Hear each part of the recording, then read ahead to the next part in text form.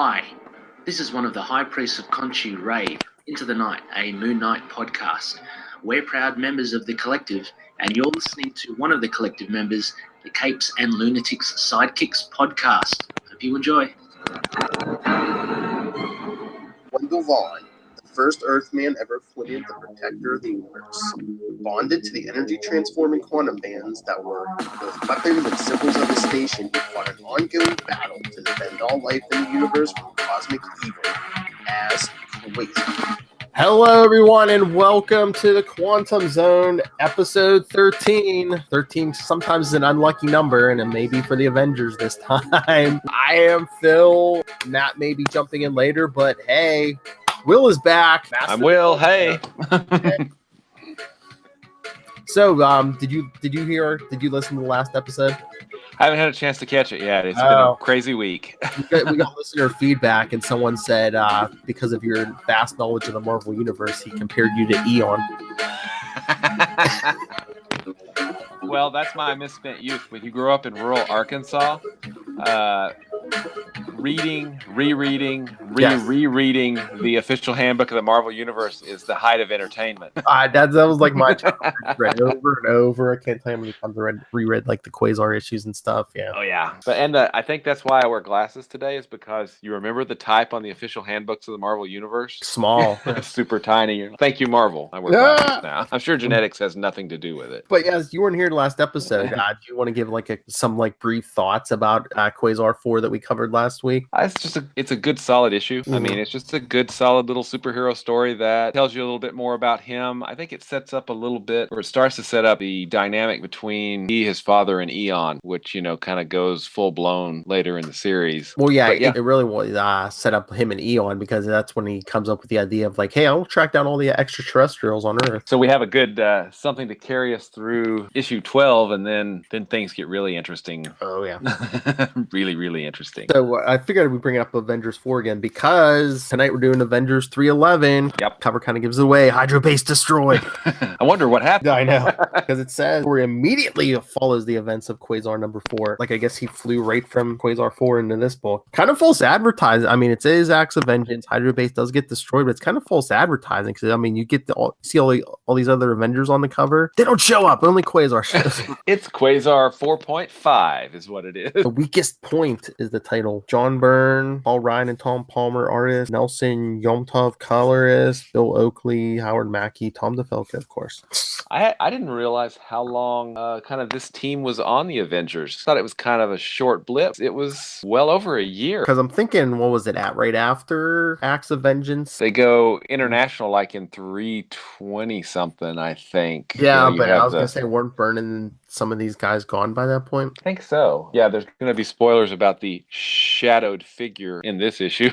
All these if you don't know who these shadowy figures are in this book, you need to read more comics or something. We officially prescribe more comics for you. Yeah, but yeah, it starts off with Quasar once again, just like when we covered the annual, Quasar flying to Avengers Island. Hey, and his color's right this time. Oh, we'll get to that. There's at least one or two panels in here where some of this stuff switches. But so he flies in thinking about landscaping of the island and about the Avengers support staff. Boy, foreshadowing much. Oh yeah, I had forgotten. Fabian was a Captain America villain, wasn't he? Is that his name? Fabian Stankovic. Yeah, he was a giant robot guy or something. I think he actually attacked the event. Didn't he attack the Avengers? He may have. It's been a long time since I've read those issues. Yeah, because I think he showed up in an Avengers issue or two. I think there was one other issue he was in, but then didn't he show up when they were on Letterman too or something? Oh yeah, that may have been it too. Yeah. Oh god, that was like 238 or something. Maybe. It was in like 220s or 230s, I think. Yeah. So it was a while ago, because this is 311. Yeah, the support staff's made up of Stankiewicz, showed up in the Avengers before. You get Peggy Carter in this, everyone else familiar with her. John Jameson, wasn't Manwolf on staff for a while? Well, he wasn't Manwolf, but he was he was actually Captain America's pilot. Yeah, that's right. Yeah, we get the one guy. What's his name? Medaka or something. Of course, he's from Wakanda. There's a few other guys on here. Yeah, so Peggy was in World War II. Then she's kind kind of getting up there. Well, yeah. Well, I mean, yeah, she's kind of older here. I mean, what was it, like 2011 or 12? Something. I think they finally had her funeral, which, you know, in the 60s when Cap came out of the ice, Peggy and Sharon Carter were like sisters. Yeah. but when they finally had the funeral for Peggy Carter, they did like the movies and like, oh, my Aunt Peggy. But yeah, Quasar comes flying in, and the support staff's like, oh, they see him on the monitors and all the optical scanners and scanning his retinas, and they have sensors in the doors for the fingerprints and everything. So he comes down. So Quasar comes down and meets the support staff, and Peggy says she can't raise any of the heroes. Is it some kind of plot against all crime fighters? I don't know. This is the weird part. It seems like they're trying to like crowbar that whole quantum battle from Quasar 4 into Acts of Vengeance. Yeah. Quasar's saying about, oh, I just fought this villain I'd never met before named Quantum. And you think it's a part of plot against all all crime fighters? And I'm thinking Quantum wasn't, well, at least on that we know of, Loki didn't send Quantum. Quantum was kind of stalking Aquarian, and Quasar just happened to jump in the middle. Spoilers, Loki. But I mean, we aren't really covering we'll get them like Quasar's issues of Acts of Vengeance, but we really don't cover the end of this. So there's a mysterious guy in a suit, and it's Loki. Although, yeah, because that's where we get to next is like him sitting in his throne room. I mean, I guess if you don't know it's Loki, it's like, is that the devil? Yeah, why? It's got sitting in a dark room with like all these like fighters around him, and I don't know if he has like a big gong at the front door because there's like a ball. Mysterious figure you're not supposed to know is Loki yet because he's dressed in, like we said, in like a 3-piece suit. He's not wearing an Asgardian. And he's like talking about a long-time thorn in his side. Yeah, so. I wonder who the guy in the green cloak and cape could be. I mean, yeah, I don't know. With the, yeah, I don't know. It might spell doom for the Avengers, but it might. Yeah, I mean, if you don't know the other one, that's one thing. But yeah, if you don't know Doom, you need to read more comic. I mean, even like the other guy who's the Mandarin. Yeah, they basically just cloak his face. They basically just hide his face in shadow. You can tell the Mandarin. It's even when he has a stupid armor there. I mean, that's the armor he was wearing at the time. You can tell. Yeah, but yeah, basically Loki's playing all the other villains because he tells Doom the others haven't guessed that you are manipulating them, and the Mandarin walks in and says, "Manipulating who?" And Loki's like, "Why are the heroes? Of course." And now it's been a long time since I've read Acts of Vengeance, but doesn't it boil down to that Loki feels a great deal of guilt for causing the Avengers to be born? That's why he's yeah, I think it's like guilt and anger and stuff. But it's like me, like I said before, it's basically like guys like Spider-Man and Moon Knight, basically everybody else who isn't in the Avengers, like, hey, what did I do? Punisher. Who did he take on? Because I thought it was did he take on Doom? It was like nuts. I'm like, okay, there's no way. Can't remember, but I know Daredevil took on Ultron. Yeah, that was a weird one. There's Matt. Hey, there's the man. We only got to page 6, the shadowy villains. You don't know who they are. Oh, all right. Keeping it low key. Who's the guy in the green? Who's the guy in the green cloak? I don't know, but it spells Doom for the Avengers. Yes. But yeah, we're talking about the villains, Doom and the Mandarin. But I love the Mandarin. Oh, careful, Doom! You don't have your diplomatic immunity. It's like what? The villains wouldn't touch each other if they had diplomatic immunity? Yeah, exactly. I don't know about you, but I don't know that I'd really want to get on Doom's bad side. Especially if I were another villain, because Doom, right? I know they always want to play them that they're always every one of them's the biggest ego in the room. But yeah, I mean Doom has science and magic. Yeah, I wouldn't want to cross him either. Or I'd want to make Reed Richards a really close personal friend. On speed dial. Oh no, I heard that guy's happy to kick him off the team and everything. That's right. But yeah, Matt, we were talking too. It's like it seemed like Quasar in those first couple pages, they were trying to shoehorn that Avengers 4 we covered last episode and as part of like Acts of Vengeance. Loki didn't send Quantum. Quantum was stalking the Aquarian and Quasar just happened to butt in. Yeah. I mean, did you get? But no, Matt, I was saying it seemed like they were like trying to shoehorn Quasar 4 into Acts of Vengeance. But I mean, did you get that at all? That Loki sent Quantum? I didn't. No, I didn't get that at all. It was like he was stalking Aquarian and Quasar just kind of butted in. Mm-hmm. Yeah. I feel like Quantum under Loki's pay grade when he's recruiting supervillains. Yeah, he's not exactly Frogman. But I mean, Quasar was off Earth at this point for how many years? And before that, he was like stuck up at Project Pegasus. Most villains he hasn't encountered before. So it's like, oh, I fought this guy, Quantum, I've never fought before. Well, yeah. You haven't fought most people before. Exactly. Is he wearing a serpent crown? Okay, probably not. Quasar's talking to the support staff about the whole big plot that may be happening while they're eating donuts, or at least Fabian is. Mr. Donut. And then something hits the island, and there's a big, huge sound. Iron Man's boot jets. What in blue blazes? Sorry, that's that's what Nova says. Blue blazes, right? Nova? I think so. At least back in the day. Yeah. No wonder people think Quasar's Nova. Exactly. The whole plot. These villains are plotting to keep Matt off the show. Exactly. They're punching holes in me like I'm Avengers Island. Oh, nice. I just love the foreshadowing. It's like, what's that sound like? Iron Man's boot jets, but like a lot of them. It's a lot of boot jets. They're kind of irony, you know? Yeah. Oh, yes. Irony hits Avengers Island. Yeah, because we see Doom's contribution to Acts of Vengeance. All these robots just flying up, flying through the island, flying back. No, that's interesting because Doom going after the Avengers. Some of my favorite Iron Man stories, Armor Wars is of course awesome, but there's 150 where Iron Man and Doom go back to Camelot. Yes, and I think awesome story. I think and then in 250, both of them go to the future. Yeah, those are some good stories, and I kind of got that Doom had this kind of mutual respect. He probably figured out that it was Tony Stark. Of course, now that's not a secret. I guess. I think in 250 he did figure out it was Tony Stark, but then like the time travel like wiped his mind. But yeah, like you said, that's right. Yeah, it's pointless now. Everyone knows Tony Stark's Iron Man. They threw back to that in Civil War when Iron Man and Cap are having a heart-to-heart. There's a big flashback for when Iron Man met King Arthur and all that. Yeah, I guess because they made the whole Iron Man reference. Peggy Carter's like, "Oh wait, it's guys in suits," and Quasar's like, "No, I don't think so. The proportions look all wrong. I think they're robots." Let's blast some open and see. Sorry.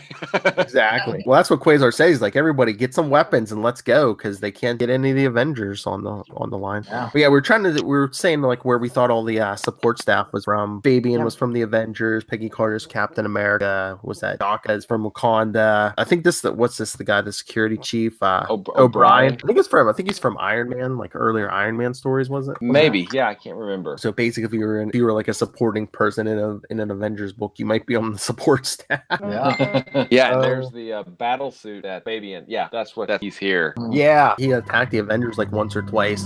Oh, you know what it was? You were saying you thought he was from Captain America. Wasn't he in that issue with like Speedball and a bunch of them when those guys tried out for the Avengers? It may have been. Yeah, I can't remember for sure, but yeah, that sounds right. Nah, kid, you can't join the Avengers, but hey, you can be part of the janitor staff. Sort of like, I don't know how much you guys in your childhood or something followed professional wrestling, but I did, and I would read or hear interviews nowadays about old school wrestlers. They always brought their gear in case someone got sick or someone was too messed up on pills. So, there would always be a guy that set up the ring ready to jump in and always keep your armor suit ready. It's because they are real Americans. They fight for what's right. Brother. Yeah, Quasar and the others are trying to blast the robots before they sink the island, and so far so good. Colors are good so far. Yes. Quasar's telling them don't get overconfident. But like we were saying at the beginning, Matt, I mean the cover is like false advertising because it looks like all the Avengers are there. But hey, at least for our purposes, this is good because we just get Quasar. That's right. Yeah, it's Quasar 4.5. Yes, awesome. Good stuff to do. Yes. Yeah, I mean, you probably already covered it, but in the first page they say we sincerely suggest you pick up Quasar 4. Hoping that if they did, they would already like him, so they would be okay with this being a Quasar issue. That's what I said. I think he took off on that last page of 4, and I don't think he came back down until he flew right into this issue. Fabian gets his battle suit on and starts blasting some robots. All right, page 14. Here's where it starts to get a little funky. Quasar's blast is pink. That's right, just like Fabian's. Yeah, but he got lazy on the blaster color. Unless Quasar's just trying to make Fabian feel okay, hey. It's okay to have pink rays. I'm with you. We're fighting for our lives and to defend the headquarters so it doesn't sink. But yeah, here, let me change the color of my black. Let me spare a thought that what it looks like. Then page 15, we get an interlude. Meanwhile, in space. Right now, in a galaxy far, far away. Exactly. Nice. We get Star Fox. Sometimes Avenger. So that's the closest to a non-Quasar Avenger being in here. Yeah. He sneaks on a alien ship, walks out of guard, and takes his armor and goes looking for his niece. Isn't she his niece?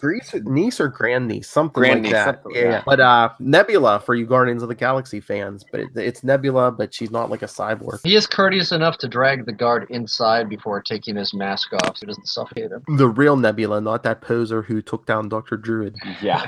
That's right. So she's basically, her and her cohort are looking for stones carved by a race that was old when the galaxy was a-borning, yet they hold in their time-worn faces the future of the universe. And Star Fox is like, what? I heard her shouting this crazy stuff beforehand. But where could they get this power? And she says, and is it not exquisite irony that the mastery over all that lives will be delivered to me by a shriveled or old earthling who does not even begin to guess his place in the scheme of things. Once again, we see the old man. Old dude in New Jersey? I think. Yeah, he's... the dude who blew up his basement when we covered Avengers 308. It's a pretty big jump from basement to universe. I'm just saying, right? Yeah, but I mean, we get there at least for the last part or two of Nebula's story. But meanwhile, I love on the next page, first box says, and speaking of schemes, as everyone's fighting for their life. Oh, and also someone says Dr. Kincaid's. I believe he's from Thor. So okay. Yeah, because I think Kincaid. I don't know. After Jane Foster broke up with Thor, after Dawn Blake went away and she broke up with Thor, I think she married Dr. Kincaid for a while. So Jane Foster had a type for a while. Doctors. Yeah. So one of the robots grabs one of the extensions from Fabian's arbor and pulls him off the ground. And Quasar's like, blast it all! Some of us have shield training, but people like Stankiewicz are just hotshot amateurs. You can tell he's mad because his aura's turned pink.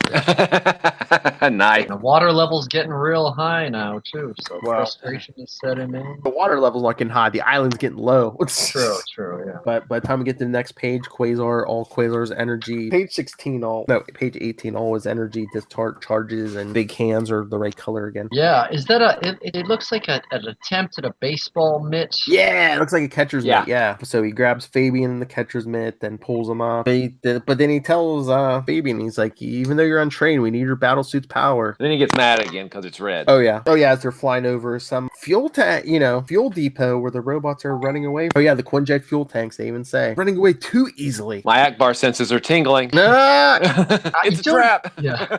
Wait, last episode was like the movie, the music reference episode. This is like the Star Wars episode. Yeah. Now, do you think this would? It's maybe a mistake that they protect the giant Quinjet fuel tanks with just a regular-sized chain link fence. Hey man, that's probably like the OSHA bare minimum safety. Yeah, and this is a total side note tangent, but this just got brought up the other day in a conversation. There's a documentary a few years ago called Cul-de-sac about something that happened in San Diego where someone broke into a military base, stole a tank, and just drove it through the streets of San Diego, smashing into cars and oh my god! Oh, I think I heard about that before. It's on YouTube. It's crazy. My buddy who lived in San Diego told me, it was weird that they kept the tanks just behind the chain link fence, which they stopped doing after that. The military, the Avengers were like, oh, no one would dare trespass on our island, let alone go behind that chain link fence. Yeah, right. Because they even showed like all the security features when Quasar showed up, like we were talking about, is like retinal scans, and like they had like the fingerprint scanner on the door when he touched it. Yeah, and it must have been the whole doorway too, because he just touched it anywhere. But I guess the robots didn't stop to walk through the metal detector, Yeah. Yeah. Darn it. No one could get to this fuel unless they had a boat and feet and hands and could climb the fence. He's like, oh no, we're gonna lose, and Quasar's like, never say die. And then he says, get back into the communications room, try to get the Avengers again. Well, he actually says, never say die till you're dead. Kind of like a Yogi Bear thing. Did you say Yogi or Yoda? Say Yogi, I did. Until you're dead, never say die. As she's running to the communications room, Quasar blasts a robot with another pink blast. He's like, it's possible this could be their end game. They may have taken out all of the rest of the Avengers. Quasar's right. I haven't survived by giving up. Then a robot comes crashing through the window. She blasts it with her gun and blasts it back out the window. And we see the island start to tilt on one side, going under, and Quasar and the others are standing halfway up their legs. Byrne must really have not liked Hydrobase. Maybe. After what he was trying to do to it with the Lava Men back in, 305, 304? And now this? Yeah, just kill Hydrobase, right? Yeah. Maybe. I didn't know if it was like Byrne didn't like Hydrobase, or if he was just like, this is how you know this storyline is serious. Acts of Vengeance. First issue out, we sink Avengers Island. Yeah. Or this is a real big pun joke coming up, but maybe Byrne just thought that Hydrobase had its ups and downs. With Lava Man, downs with Acts of Vengeance. Wait a second, Matt, say that again. Maybe Burns just thought that Hydrobase had its ups and downs. There we go. Awesome. I should just have that ready for when Matt's on here. Fry the fish. You will soon because your island is sinking. I'll be here all week. Tip your waitress or your waiter. Yes. So anyway, the robots are retreating, and they're like, "Wait, what happened?" They're like, "We weren't winning.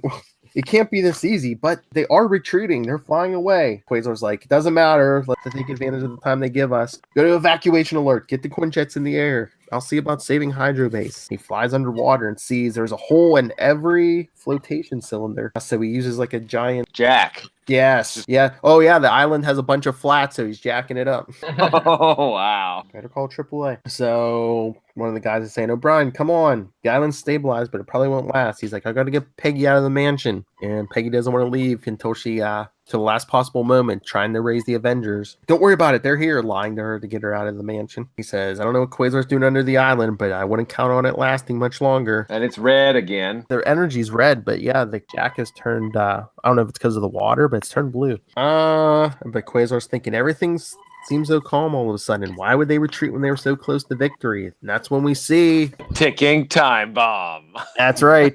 They planted a bomb on the on those fuel storage tanks. We didn't bring that up. So of course, Quasar's under the island thinking unless the whole attack was just a distraction to cover what they were really doing, as you see 3, 2, 1. Nice. And Quasar and at least one other person go, "The fuel dump!" Brian and Peggy are about to be washed away until Quasar saves them, pulls them out of the water, and puts them in the Quinjet with Jarvis. And they're like, "You saved us." And Jarvis is like, "Indeed he did. I only wish." And Quasar's like, "Don't say it. You only wish I had done as much for Hydrobase." It's like, "No, Master Quasar, I point no finger. I was going to say I only wish we had never removed our headquarters from New York City." And Byrne probably feels the same way. Yeah, I think so. That's Byrne speaking through Jarvis. I wish they had not moved the mansion. And we're gonna fix that. They are going to move back now. Yes. So says I.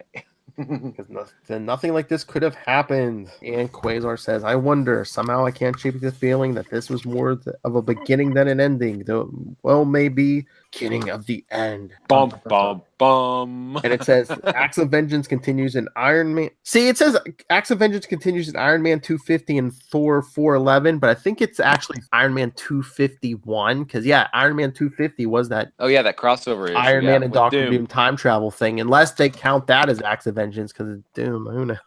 Who knows? But we won't be covering those, but next up will be Quasar number 5, where he's still underwater. Yeah. We already went over the results of the favorite Avenger poll, right? Yes, this was the actual issue I pulled the results for that Avengers poll from. Yes, so you get that. Still surprised people like Gilgamesh more than U.S. Agent.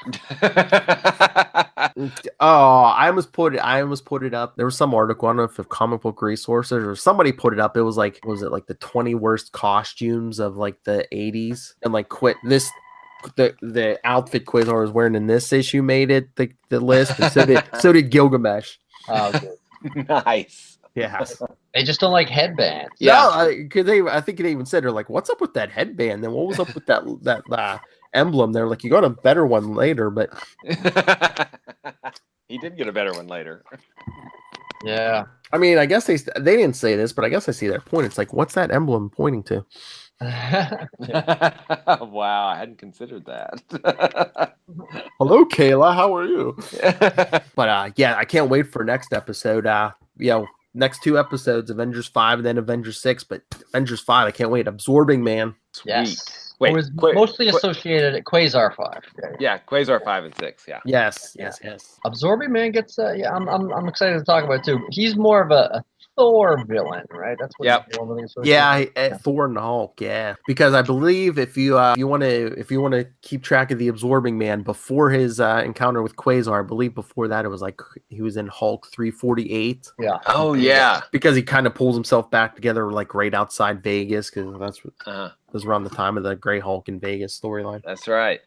Yeah, this was some good stories. Yeah. And then after 5, we get the Red Ghost, but a Venom appearance and some other things, right? Yeah, and the Living Laser. Yeah. Oh yeah, that's right, the laser And the Watcher. Oh yeah. Soon to be regular The Watcher. Yeah, we do this like every episode, but yeah, it'll be Quasar 5 and 6. Then Marvel Team Up 113. Flashback to his first team up with Spider-Man, because that'll take us into Quasar 7. And then after Quasar 7, we'll do Project Pegasus storyline and Marvel Team Up Annual 5. Oh, yeah. Let's see. Did I find the Project? Yeah, I showed you guys the Project Pegasus hardcover, right? Last time before last, since I wasn't here last time. I think you mentioned it. I don't know if you showed us it, but yeah, I found the individual issues, but like I think Matt was saying a couple episodes back, like the one with Deathlock was a couple bucks more, and I don't know why, because I don't think that was even his first appearance. No, but he was a big deal for a very short time, I think, back in the 90s, maybe. Oh yeah, he got his own series in the 90s, but like that Project Pegasus stuff, what was that, like 1980 or something? Oh yeah, that was way back there. Yeah, so maybe because it was one of his early appearances, I don't know. Mm-hmm. Yeah, I just reread that because I bought the digital version of it, so... Mm-hmm. I'll try to keep that away from the computer when we do that one. Just make weird noises. But yeah, there wasn't any other notable appearances in that issue. But Deathlock was, we'll talk about it. But he was not himself. Yeah. And I always kind of liked Quasar's so connected. He's connected to Captain America. He's just really connected. Yeah, and next issue is his first real big name villain that he gets. Yes. To get some competition. Big name villain. Acts of Vengeance continues. Yep. Yeah, and he's coming off headlining an Avengers issue. Is probably his biggest push in terms of trying to get people over to buy his new book, because you get that, you got the Acts of Vengeance. They see it across all the books, so maybe they're picking it up if they like those storylines. And even in the beginning of this, and forgive me if you guys already noted it, but they sort of spell it out. That's what the Acts of Vengeance is. Superheroes fighting villains that they've never fought before. Yep. Exactly. Well, that's what I said. It was Loki's plot against the Avengers, but like all these guys like Spider-Man and Daredevil, Moon Knight, Punisher, everyone else was like, hey, why are we getting attacked? Why do I have to fight Dr. Doom? Okay, he's not my guy. Well, that's what I said. Like Daredevil had to fight like Ultron. Yeah. Oh yeah. Crazy. I mean, luckily Spider-Man got like the Captain Universe powers, but Daredevil was just like, what the hell? That's right. Yeah, it really blindsided him. Oh man. Oh wait, I put the button away. Oh god. You shouldn't have done. Wait a second, Matt. What did Doom do to Daredevil? Or Ultron? Ultron really blindsided Daredevil.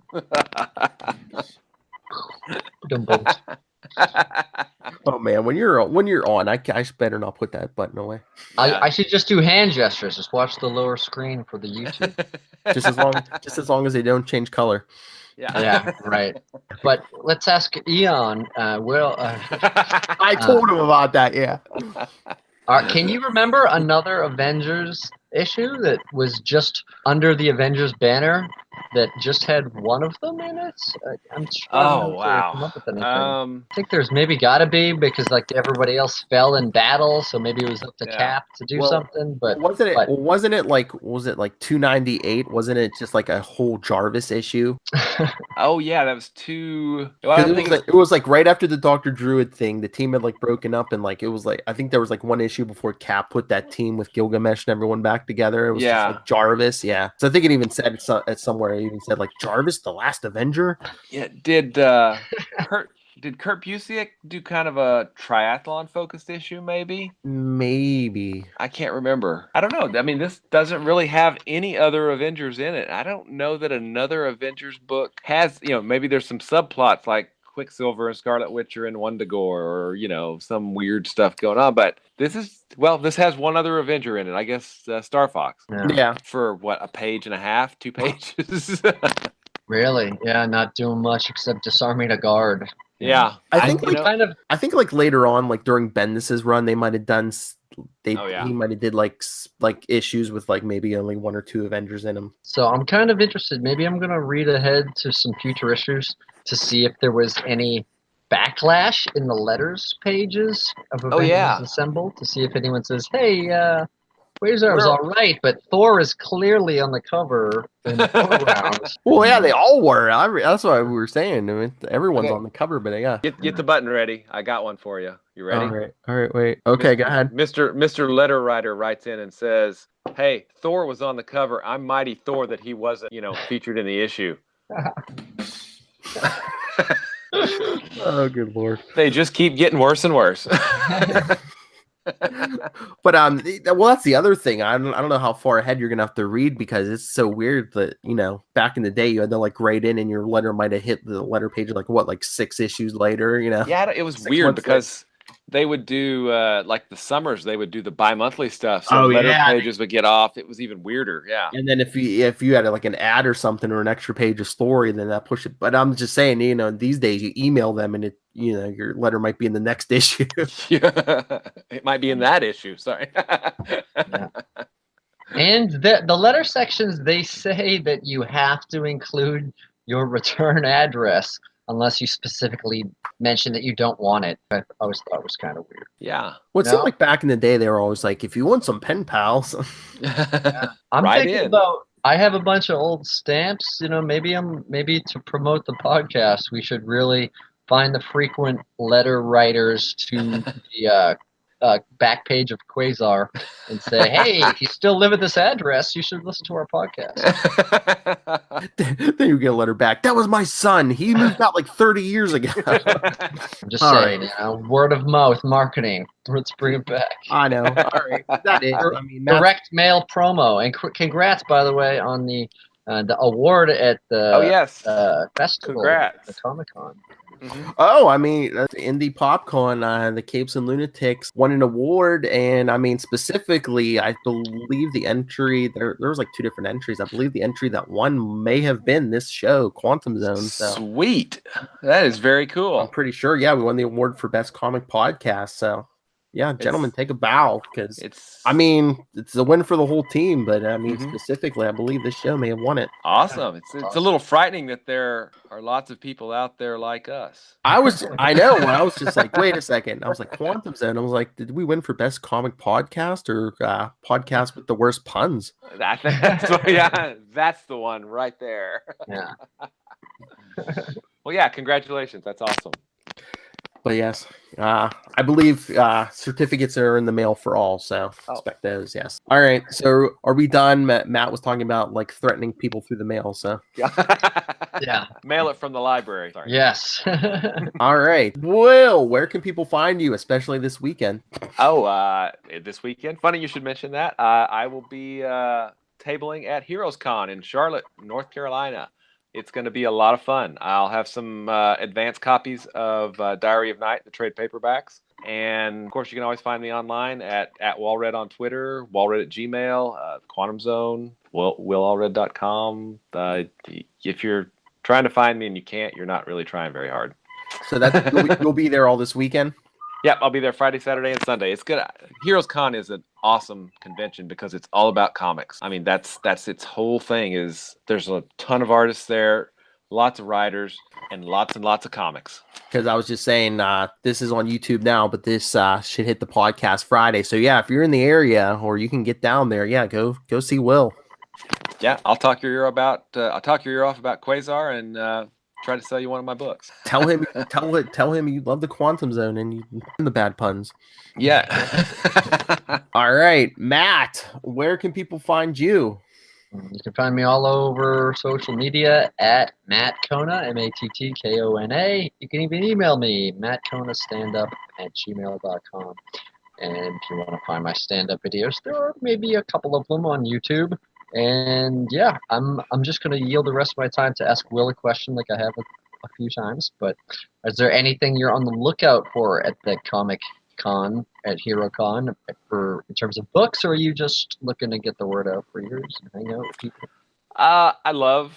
Well, it's mainly just getting the word out for mine, dude. I'm on the hunt for back issues too. I'll take some time away from the table, and I mean, I'd like to find a really good copy of Captain America First Appearance Quasar. I've got a copy, but it's an old, kind of beat up a little bit. But yeah, just filling in holes in my Avengers runs, and yeah, I'm I'm a nerd. I'm definitely a nerd. I want more comics. More comics is better. More better. That's a writer, people. Yeah, that's right. But yeah, don't worry. We're all nerds here. How about you, Phil? Nice. What about you? What about your other award-winning ventures? And what's next this week? Well, if you're listening to the Capes and Lunatics Sidekicks, I'm sure you hear a bunch of the other shows, and make sure you follow the Capes and Lunatics podcast, so Capes and Lunatics and Capes and Lunatics Sidekicks. For this show, send us feedback. We got feedback last episode. So Will was he on? So who are me and Matt? Email us capesandlunatics@gmail.com, facebook.com/quantumzonepod, @quantumzonepod, and @CL Sidekicks on Twitter. Soshin from last episode, send us more thoughts. We love it. Ray from Into the Night, the Moon Knight podcast. You said we got you back into reading Quasar again. So awesome. Send us come on, Ray, send me some thoughts. Or the voicemail if you don't want to write, 614-382-2737. That's 614-38 Capes. All right. What can we take away from tonight's episode? Watch where you go swimming. Yeah. Don't put your mansion on a pontoon. I don't know if I'd pay that much for a oceanfront property. Yeah. Oh, nice. All right. I bow to the superior pun making skills here. Oh, I don't know. I think the master's right there. Thanks, fellas. All right. He sits in the library all day working them up. Yeah. And even if you have a low-level Avengers job, you may have to fight invaders at some point. That's right. Keep your space suit handy. All right, everyone. I think we've tortured you enough this week. All right. That was been another episode of the Quantum Zone, episode 13. Like I said in the beginning, Matt, you didn't hear me in the beginning. I said episode 13. 13 is an unlucky number for the Avengers this week. Yeah. Yes. Next week, like we said, Quasar 5, Absorbing Man. I cannot wait. Yes. That's a good issue. Quasar 5 and Quasar.